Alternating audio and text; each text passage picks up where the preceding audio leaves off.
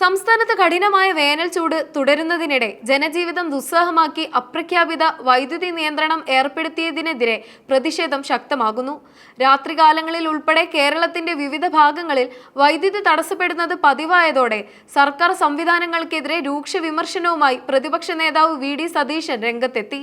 തിരഞ്ഞെടുപ്പ് കാലത്ത് LDF സർക്കാർ ഉയർത്തിപ്പിടിച്ച പവർ കട്ടില്ലാത്ത കേരളം എന്ന അവകാശവാദം വെറും പെരും നുണയാണെന്ന് സതീശൻ ആരോപിച്ചു. കഴിഞ്ഞ കുറച്ച് ദിവസങ്ങളായി രാത്രി 7 മണി മുതൽ 11 മണി വരെയുള്ള സമയങ്ങളിൽ സംസ്ഥാനത്തിന്റെ പല ഭാഗങ്ങളിലും വൈദ്യുതി ബന്ധം വിച്ഛേദിക്കപ്പെടുകയാണ്. ഔദ്യോഗികമായി ലോഡ് ഷെഡിംഗ് പ്രഖ്യാപിച്ചിട്ടുണ്ടെങ്കിലും ട്രാൻസ്ഫോർമറുകൾ ഓവർലോഡ് ആകുന്നു എന്ന സാങ്കേതിക ന്യായീകരണം പറഞ്ഞാണ് ഈ നിയന്ത്രണം നടപ്പിലാക്കുന്നത്. ഇതിനെ ജനങ്ങളോടുള്ള വെല്ലുവിളി എന്നാണ് പ്രതിപക്ഷ നേതാവ് വിശേഷിപ്പിച്ചത്. വേനൽക്കാലത്ത് വൈദ്യുതി ഉപയോഗം കുതിച്ചുയർന്നതോടെ സംസ്ഥാനത്തിന്റെ വിവിധ ഭാഗങ്ങളിൽ രാത്രികാലങ്ങളിൽ വൈദ്യുതി തടസ്സം നേരിടുന്നുണ്ട്. ഇത് ഔദ്യോഗികമായ പവർ കട്ടല്ലെന്നും ട്രാൻസ്ഫോർമറുകൾ ഓവർലോഡ് ആകാതിരിക്കാൻ നടത്തുന്ന നിയന്ത്രണമാണെന്നും KSEB വിശദീകരിക്കുന്നുണ്ടെങ്കിലും ജനങ്ങൾ ഇതിനെ അപ്രഖ്യാപിത ലോഡ് ഷെഡിംഗ് ആയിട്ടാണ് കാണുന്നത്. കൊടുംചൂടിൽ വലയുന്ന ജനങ്ങൾക്ക് രാത്രിയിൽ പോലും സമാധാനമായി ഉറങ്ങാൻ കഴിയാത്ത അവസ്ഥയാണ്. തിരഞ്ഞെടുപ്പ് പ്രചാരണ വേളയിൽ വൈദ്യുതി ബില്ലിനെ പോലും രാഷ്ട്രീയ ആയുധമാക്കിയവർ ഇപ്പോൾ ജനങ്ങളുടെ ദുരിതത്തിന് മുന്നിൽ നിശബ്ദത പാലിക്കുകയാണെന്ന് സതീശൻ കുറ്റപ്പെടുത്തി.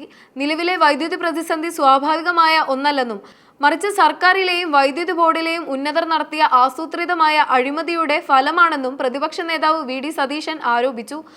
ഉമ്മൻചാണ്ടി സർക്കാരിന്റെ കാലത്ത് യൂണിറ്റിന് 4.29 രൂപ നിരക്കിൽ 465 മെഗാവാട്ട് വൈദ്യുതി വാങ്ങാൻ ഒപ്പിട്ടിരുന്ന ദീർഘകാല കരാറുകൾ അഴിമതി ലക്ഷ്യമിട്ട് പിണറായി സർക്കാർ റദ്ദാക്കിയതാണ് ഇപ്പോഴത്തെ പ്രതിസന്ധിക്ക് പ്രധാന കാരണമെന്ന് അദ്ദേഹം ചൂണ്ടിക്കാട്ടി.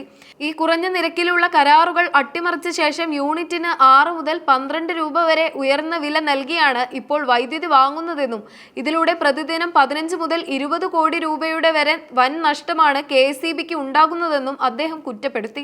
2040 വരെ കുറഞ്ഞ നിരക്കിൽ വൈദ്യുതി നൽകേണ്ട ബാധ്യതയിൽ നിന്ന് സ്വകാര്യ കമ്പനികളെ രക്ഷിക്കാൻ റെഗുലേറ്ററി കമ്മീഷനും സർക്കാരും ഒത്തുകളിച്ചതിലൂടെ കമ്പനികൾക്ക് ഏകദേശം 2000 കോടി രൂപയുടെ ലാഭമുണ്ടായെന്നും ഇതിന്റെ വിഹിതം ആർക്കൊക്കെയാണ് ലഭിച്ചതെന്ന് സർക്കാർ വ്യക്തമാക്കണമെന്നും സതീശൻ ആവശ്യപ്പെട്ടു.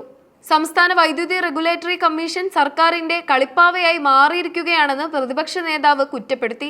സാമാന്യ ബുദ്ധിയുള്ള ആരും ചെയ്യാത്ത കരാർ റദ്ദാക്കൽ നടപടിക്ക് കൂട്ടുനിന്നത് CPM നേതൃത്വത്തിന്റെ ഇടപെടൽ മൂലമാണെന്നും അദ്ദേഹം ആരോപിച്ചു.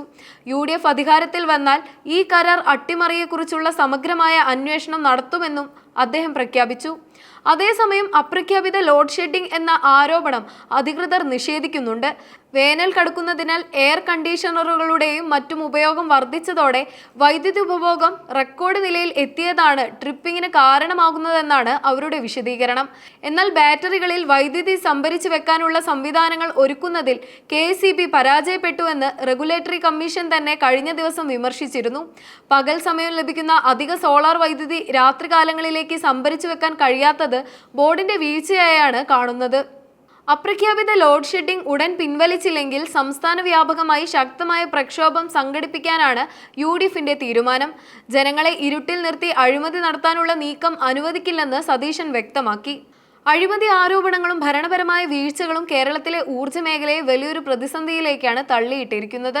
കുറഞ്ഞ നിരക്കിലുള്ള ദീർഘകാല കരാറുകൾ റദ്ദാക്കിയതിലൂടെ സർക്കാരിനും KSEBക്കും ഉണ്ടായ ഭീമമായ സാമ്പത്തിക നഷ്ടം സാധാരണക്കാരായ ജനങ്ങളുടെ മേൽ അധിക ബാധ്യതയായി മാറുകയാണ്. കൊടുംചൂടിൽ വലയുന്ന ജനങ്ങൾക്ക് ഇരുട്ടടി നൽകുന്ന അപ്രഖ്യാപിത ലോഡ് ഷെഡിംഗും വരാനിരിക്കുന്ന വൈദ്യുതി നിരക്ക് വർധനവും സർക്കാരിനെ പ്രതിരോധത്തിലാക്കുന്നു.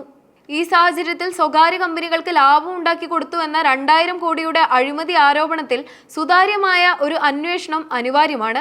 ഊർജ്ജ പ്രതിസന്ധി പരിഹരിക്കാൻ ദീർഘവീക്ഷണത്തോടെയുള്ള പദ്ധതികൾ നടപ്പിലാക്കുന്നതിന് പകരം ജനങ്ങളെ പഴിചാരുന്ന സമീപനം ജനാധിപത്യത്തിന് ഗുണകരമല്ല. ഈ അഴിമതി കഥകളിലെ സത്യാവസ്ഥ പുറത്തു കൊണ്ടുവരുന്നതിനൊപ്പം സംസ്ഥാനത്തെ വൈദ്യുതി വിതരണം സുഗമമാക്കുന്നതിനുള്ള അടിയന്തര നടപടികളാണ് ഭരണകൂടത്തിന്റെ ഭാഗത്തു നിന്നും ജനങ്ങൾ പ്രതീക്ഷിക്കുന്നത്. തിരഞ്ഞെടുപ്പ് സമയത്ത് പവർ കട്ടില്ലാത്ത കേരളം എന്ന LDFന്റെ പ്രചാരണത്തെ ഈ പ്രതിസന്ധി പ്രതിരോധത്തിലാക്കിയിരിക്കുകയാണ്.